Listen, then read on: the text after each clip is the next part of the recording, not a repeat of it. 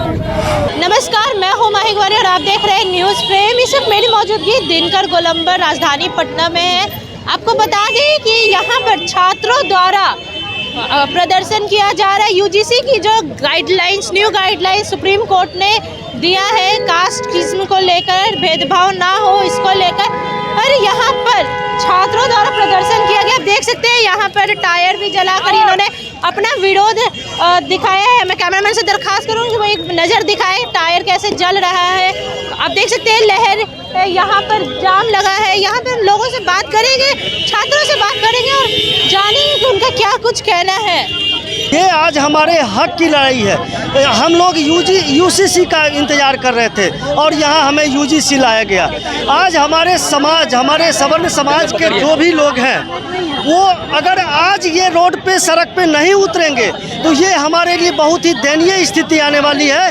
और हमारा जो समाज है, हमारा जो आने वाला पीढ़ी है वो हमसे सवाल करेगा, वो हमसे पूछेगा कि आप अपने जीता जिंदगी आपने मेरे लिए किया क्या।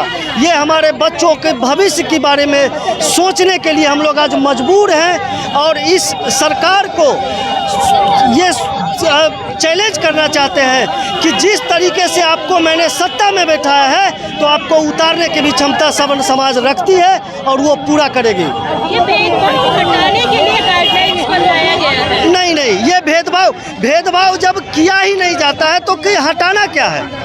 भेदभाव कहाँ होता है। अब ये हमारे साथ भेदभाव होगा, इसमें होगा क्या कि अगर हमारे द्वेष की भावना से अगर हमारे सवर्ण समाज के कोई युवक मतलब पढ़ने में ब्रिलियंट है और उसका कोई प्रतिद्वंदी जो कि मतलब उससे कमज़ोर है, वो तो सब उस पर एक्ट लगा सकता है ना। अगर ये प्रावधान आपने लाया तो उसी प्रावधान में आपने ये एक लाइन मेंशन कर देना चाहिए था कि अगर जो केस कर रहा है अगर वो गलत साबित होता हो तो वही सज़ा उसे भी मिलनी चाहिए। इससे हमें हम लोगों को कोई आपत्ति नहीं होगी। लेकिन ये एक तरफा प्यार कहाँ, बिना मतलब का एक तरफा प्यार दिखा रहे हैं मोदी जी। वोट के समय सवर्ण करेंगे और वोट के बाद हम लोग को लात मार के भगा देंगे। जब सरकार हम लोग को अपराधी मान ली है तो फांसी भी दे दो, यही मान के कि वो अपराधी हैं ही। जब सिर्फ बढ़ेगा ना, मोबिलाइजेशन सिर्फ स्वर्ण जाति के ही लोग कर सकते हैं, उन लोगों के साथ मोबिलाइजेशन नहीं होता है। बीएचयू के दीवारों पर बड़े बड़े अक्षरों में लिखा हुआ है और लिखे जाते हैं कि ब्राह्मणों तुम्हारी कब्र खुदेगी इसी चिव की धरती से। उसके लिए कानून सरकार को नहीं बनाना चाहिए। मोबिलाइजेशन तो उसके साथ भी हो रहा है। और सबसे बड़ा बात यह है कि इसमें क्या गारंटी है सरकार का कि जो इसमें कंप्लेन करेगा वो गलत रूप से नहीं करेगा, किसी को फंसाने के लिए नहीं करेगा। इस पर सरकार को कानून बनाना चाहिए ना, एक बार सोचना चाहिए कि जो गलत रूप से इसमें फंसाने के लिए किसी को किया जा रहा है तो उसके खिलाफ सबसे सख्त कार्रवाई करे। कार्रवाई तो करनी चाहिए ना, लेकिन सरकार कुछ सोचती है नहीं। ऐसे पता नहीं कैसे लोग बैठे हुए हैं ऊपर कि ऐसे बिना सोचे समझे डायरेक्ट नियम बना देते हैं। नियम बनाने से पहले एक बार सोचना चाहिए ना कि इसका दुरुपयोग होता है। जैसे एससी एक्ट जो लाया था सरकार, इसका कितना दुरुपयोग हुआ, तो दुरुपयोग के बारे में भी एक बार सोच लेना चाहिए सरकार को। डिस्क्रिमिनेशन जिसके साथ हुआ है, ठीक है, होता है तो उसके साथ हुआ है, उसके लिए आप कानून लाए, लेकिन क्या गारंटी है कि स्वर्ण कास्ट के साथ नहीं होगा और नहीं होता है।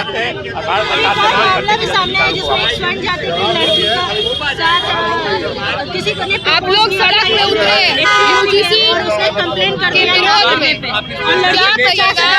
सरकार के खिलाफ। मुझे गलत है ही ना। जब ऐसे काम होते हैं तो स्वर्ण कास्ट के भी लड़कियां और लड़के हैं, उसके साथ भी मोबिलाइजेशन होता है, उसके साथ गलत होते हैं। उसके लिए कोई प्रावधान सरकार नहीं बनाती है। एक बार इस बिल पर सोचना चाहिए, विचार करना चाहिए। आप लाइए, बेशक समानता की बात कीजिए, लेकिन सबके लिए समानता की बात कीजिए। किसी एक पक्ष के छोड़ करके और आप समानता की बात नहीं कर सकते हैं। और न ही समानता हुआ, कहाँ से हुआ समानता जब एक पक्ष को आप छोड़ ही दिए। तो वो यूपी में चुनाव है, बंगाल में चुनाव है, चुनाव को लेकर के राजनीतिक रोटियां सेक रही है। ये नहीं सेके सरकार, ये देश है। हम लोगों ने शुरू से ही ये चाहा है कि देश एक रहे, देश के लिए हमेशा से खड़ा रहा है। देश की अर्थव्यवस्था में हम लोगों ने योगदान दिया है, शुरू से अंत तक देश के लिए हमेशा से सोचा हुआ है। और आज हम ही लोग के लिए अन्याय हो रहा है, हम लोग के साथ। आप न्याय की बात नहीं कर रहे हैं। मेरा नाम विक्की हुआ, हम यहाँ पे पटना यूनिवर्सिटी के छात्र हैं। और यहाँ पे बीपीएससी का एस्पिरेंट भी हुए हैं। अभी जो है आप देखेंगे यूनिवर्सिटी में ये जो है आपको तरह तरह का यूनियन बनाया जाता है और राजनीति यूनियन, उस यूनियन को समाप्त किया जाए। सिर्फ हमारे यूनिवर्सिटी को जो है ना कि शिक्षण संस्थान रहने दिया जाए, ना कि हमारे यूनिवर्सिटी को एक राजनीति हब बनाया जाए, उस यूनिवर्सिटी को एक रिसर्च सेंटर बनाया जाए। रही बात एससी के बच्चे इतने दिन से रिजर्वेशन मिल रहा है ना, लेकिन वो लाभ नहीं ले रहा है, कारण है कि वो जागरूक नहीं है। तो ऐसा कमेटी बनाया जाए कि जिससे वो बच्चे को जागरूक करे, वो उच्च शिक्षा के लिए जाए तो अपने अधिकार के लिए लड़ सके। बच्चे को वहाँ तक पहुँचाने का प्रयास कीजिए और जो है उसको रिसर्च में आगे बढ़ाइए, ना कि उसको राजनीति हब बनाइए। इसलिए जो है हम चाहेंगे कि जो हमारी जो समानता अभी चल रही है वो आगे चलती रहे और जात के आधार पर बांटने का प्रयास नहीं करें, क्योंकि मोदी जी सुन लीजिए, आप एक जाति से वोट नहीं, प्रधानमंत्री नहीं बने हैं, सारे कैटेगरी के बच्चे परिवार मिलकर आपको प्रधानमंत्री बनाया है। मैं अर्चना कुमारी, महिला स्टूडेंट लीडर। भेदभाव अगर है किसी के साथ तो सबके साथ भेदभाव होगा ना। ऐसा तो नहीं है कि सवर्ण में जन्म ले लिया तो आप भेदभाव करने के लिए हो गए। भेदभाव अगर होगा, एक देश एक कानून की बात आप करते हैं, कश्मीर से कन्याकुमारी तक अखंडता की बात आप करते हैं, तो फिर ये किस प्रकार की चीजें चल रही है? कहीं न कहीं सवर्णों को आप आइसोलेट कर रहे हैं, एससी एसटी और ओबीसी को भी शामिल किया गया है। तो हम मांग करते हैं कि हम सभी को एक रहने दिया जाए। हम सभी विश्वविद्यालय में एक जगह रहते हैं, एक जगह बैठते हैं, खाते हैं, सोते हैं, बैठते हैं, उठते हैं, और आप कानून ला रहे हैं। तो इस कानून का हम पुरजोर निश्चित रूप से भारत सरकार से मांग करते हैं कि जल्द से जल्द इस कानून वापस लिया जाए। सामने आ गया है जिसमें एक लड़की के खिलाफ एससी एसटी ओबीसी की धारा लगाते हुए किसी लड़की ने प्रपोज किया था और लड़की के खिलाफ मना करने पे केस कर दिया गया। बिल्कुल बिल्कुल, क्या कुछ कहना चाहिए इस पे? बिल्कुल हम चाह रहे हैं कि कोई भी गलत करता है उसके लिए कार्रवाई हो।